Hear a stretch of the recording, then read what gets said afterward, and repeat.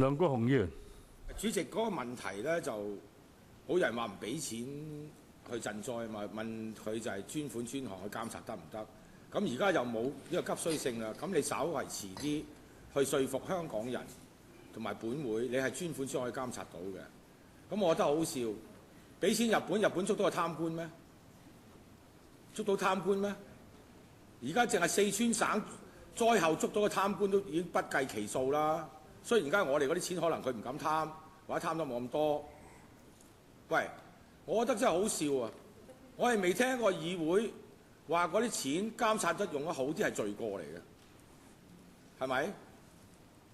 我真係未聽過。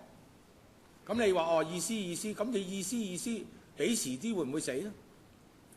佢已經有錢啊嘛，佢救緊啊嘛，係咪專款專項一樣係救係善後噶嘛？我哋而家唔係唔做喎，咁你一定要逼我哋快啲投票過，你點得咧？